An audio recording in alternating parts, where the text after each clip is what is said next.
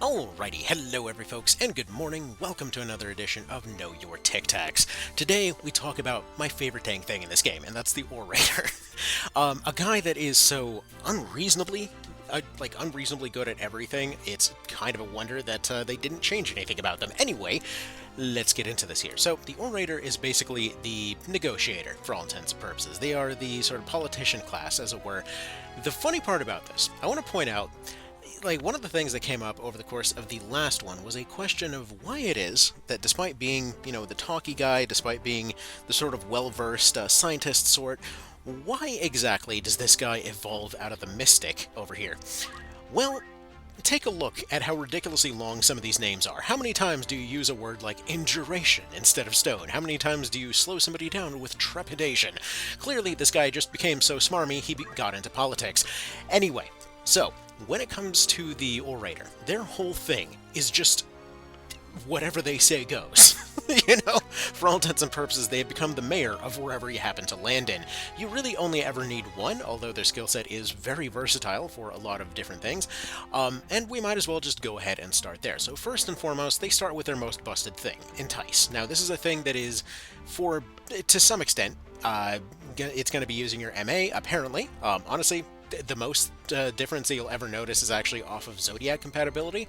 So depending on whatever random way those compatibilities happen to puzzle together that day, you can see anywhere from roughly 15 to 45% odds to just walk up to something and say, you know what, you're on my team now, actually, and they will just go ahead and go with it. This is up to and including, for example, one of the funniest things that you can do during the Sluis fight, which is when Ramza goes and gives his big dramatic speech, like, they will stop at nothing to prevent us from getting through this gate, and then you walk up and ask them nicely to open it, and they will. So yeah, you can do that just fine. Anyway, this works on just about everything. The only thing that this doesn't work on is bosses. You can deal with those bosses by, just recruiting all of their ads, so there's that. Even up to most teams of enemy bosses are capable of being enticed. Basically, this is just about as broken as it gets. There's literally only one thing that can possibly stop this. Including, weirdly enough, you can actually entice things that are otherwise mentally disabled. Apparently, this is not Tactics Ogre, go figure. Even in a lot of cases where you'd think somebody wouldn't be able to speak, it still will functionally work. If you are silenced, you can't speak yourself, but apparently the other person needing to talk back is not a thing. And additionally, it seems to, if I recall correctly, I think it actually even works on stuff that's asleep. Need notes on that, but I'm pretty sure it does. Anyway, so that's bizarre, but, frogs too. You can also talk to frogs. It's fine. You can talk to frogs now, maybe you're French, I don't know, but either way, Entice is cracked beyond cracked. It is hilariously good. It's one of the many reasons I love using this on Ramza here, just because having a negotiator on there on hand. Okay, sorry, just had the weirdest cough I've had in a while. Anyway, so, yeah. Now let's get on to the rest of their list here, shall we? So we've got Stall. This allows you to just walk up to something and set its next turn to 0, just restarting their turn from scratch. This is surprisingly still going to work on bosses.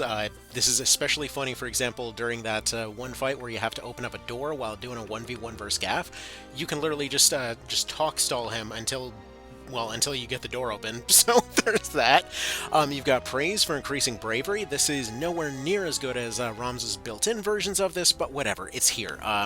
This one has a chance to miss, a pretty decent chance to miss, actually. Apparently nobody believes their lies when it comes to actually, actual good things in this case.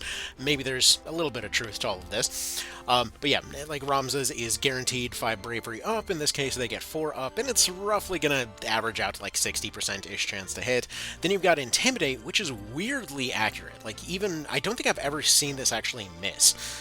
Usually it's like 99 or 100%, so yeah, if you ever need something's bravery to go away, skip the Mystic, just go straight to Orator, just use this instead.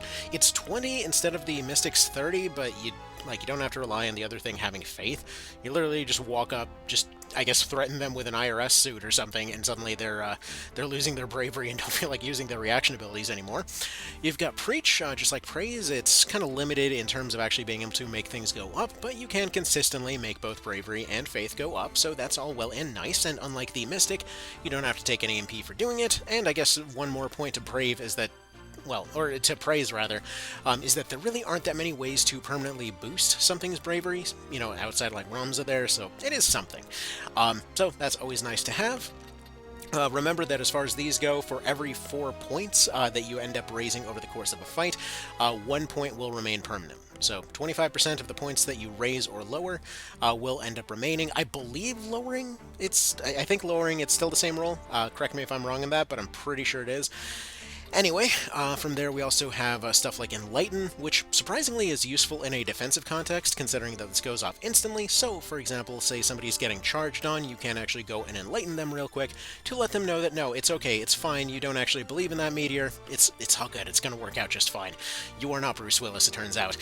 Anyway, moving on, we then have Condemn, which convinces somebody that doom is on the way, just like the Monk's version. However, in this case, it's usable at a distance, so that's all well and good. So yeah, you got Defraud for just convincing somebody to hand over their money, more so just kind of used as a meme, because when are you ever out of money in this game? You have Insult for inflicting Berserk, again, like Mystic, but better, and then Mimic Darlavon, which, again, like Mystic, but better. However, when it comes to this one, it's also worth noting that it goes off in an AoE, so this means that in many smaller maps, this can actually completely wipe a team. In fact, this is like a free version of one of the most busted things from the PSP version of Tactics Ogre there, which is just an AoE instant sleep. Yeah, this thing, again, weirdly accurate. We're talking about coin flip and higher to hit to just completely take out a group in an AoE with no cost, no charge time, no nothing. Again, Orator, freaking fantastic. Who would have thunk it? Like, as far as endgame stuff goes, they are very easy to get a hold of. You literally just need 3 in Mystic, and you already have this absolute badass. Anyway, reaction abilities, yeah, earplugs. You're gonna run into basically no fights that use Orators. I want to say enemy Orators can actually entice your units to switch sides, because I vaguely remember, like, when I was screwing around on the PS1 version, way back in the day, I always had this paranoia of losing a unit, and I swear it happened once, but I genuinely can't remember if that's true or not. Like, if it actually happened, or if I just assumed that it happened, and somebody just got charmed or something. No clue. But I did mean to test that before doing this, completely forgot to test that before doing this, so I'm going to assume that there's a reason for having earplugs on there. Otherwise, this is functionally speaking about the same as Condemn over in like Tactics Ogre Reborn, where there's just really no reason to ever use it, but whatever, it's here. From there, we have 3 abilities that are actually pretty solid across the board. 3 like genuinely good abilities you probably want to keep on other things. So you got Equip Guns. This is going to give you one of the most consistently long-range options as far as your weapons go. Not exactly insanely high power out of the box. However, I did find out today that apparently Magic Boost does affect magic guns, so that's interesting. Now, granted, using Equip Guns on somebody else, you wouldn't be able to use that. However, technically putting Equip Guns on a Black Mage, or, vice versa, that might actually be an interesting combination to try.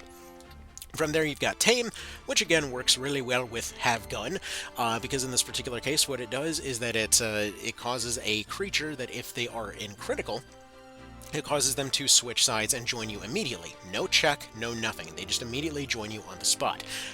The thing that makes this so nuts is actually part of the reason that them having guns is kind of ridiculous in this case, because if you give them Tame, you now have a situation where you have this thing that is consistently, like, mediocre-ish damage, right? And then suddenly you have a long-range poke to just instantly tame something at a distance. So especially think about all those bits in Chapter 4 where there's a lot of big chunky things walking around. There's a lot of monster creatures, especially in stuff like Midlight's Deep and what have you. And suddenly it's like, oh, that thing is heavily injured. You injure them at a long distance with whatever, and then just poke, and then there you go. You don't even have to roll the dice. They are on your team. So very, very useful thing. Again, if you remember to use it, it's really, really good. From there, we also have Beast Tongue, which allows all of their abilities to work on creatures, which they don't normally do. Something which oftentimes can be very confusing if and when you happen to fall in love with the Speechcraft tree and then forgot to equip Beast Tongue, and all of a sudden you're like, why can't I convince stuff anymore? What happened? This is why. They innately have this built into the class. It's one of the reasons that I think they're worth keeping as a regular class. Once again, I've heard complaints about growths. Once again, I could not care less, because having this built in and freeing up that spot for other things is pretty darn useful. So yeah, there's that. And then they don't have any movement abilities, so that's about that. As far as equipment is concerned, they get access to the usual kind of a medium armor type of profile here, as well as having access to guns and daggers. Now, their weapons really are not something that you're going to be using that often, considering usually they're just going to be talking stuff down. You can combine their stuff with other classes if you want. Realistically speaking, I prefer running something like this, where it's just somebody that is purely a pacifist, purely just convincing people to go switch sides, purely convincing them that somehow listening to this music actually does give them immortality, don't question it. So, yeah, that's just like a fun little combo to have here. I like to call it the Chatter Squire 2, but, you know, you do you. You do you. Now, that being said, as far as other things that it can combine into, it doesn't need to, is the weird part about Speechcraft. Like, it doesn't really need to fit into anything else. It can fit onto anything else because it's so unique in terms of what it does, and so insanely good at what it does consistently out of the box. It doesn't rely on, it doesn't really rely on other people's stats to necessarily affect anything. It, for the most part, is unaffected by things like avoidance. Really, immunities are the only thing that can actually get in its way. And there's, aside from bosses, there's only like 2 or 3 enemies, I think in like Midlight's Deep or something, that ever even equip the skill that, the passive that shuts this off. So for the most part, it is insanely safe, insanely consistent, insanely good. The only, again, downside is the fact that they don't really carry too many different weapons, and even the few that they do are excellent for what they do. You know, something like say, an Assassin Dagger, it's one of those cases where you genuinely might actually see yourself using Doom. If they are cornered by something, they can't quite kill them off. Like, this is why I'm using this weird combination. If they're cornered by something, they can't quite kill them off. They can inflict Doom on it and then repeatedly just kind of stall for time and run away. That's one of the very few cases where something like this is actually genuinely useful if they are off by themselves, because I like having this guy off on his own, usually doing the singing thing, and then trying to convince things to switch sides. Is it weird? Is it unusual in this context? Sure, but if there was a chess piece that allowed me to just go steal other chess pieces, you better damn well believe that's the one I would always pick. So there's that. So yeah, I mean, that's everything is pretty self-explanatory in this guy. It's pretty laid out in front of you. Thing's good. I like it. It's good. You talk stuff down, and then they sort of switch sides, and yeah, you don't even have to have a weapon on this guy. It's great. All right, so y'all have yourselves a good one. Yeah, very simple one to describe today. There isn't even any trickery needed. It's it's insanely good without any building needed. It's just good out of the box. It does everything that it needs to, and then just decides to keep on going for an extra month anyway. Okay, so that's about that. You'll have yourselves a good one. Take care, and I'll see you in the next one. Bye.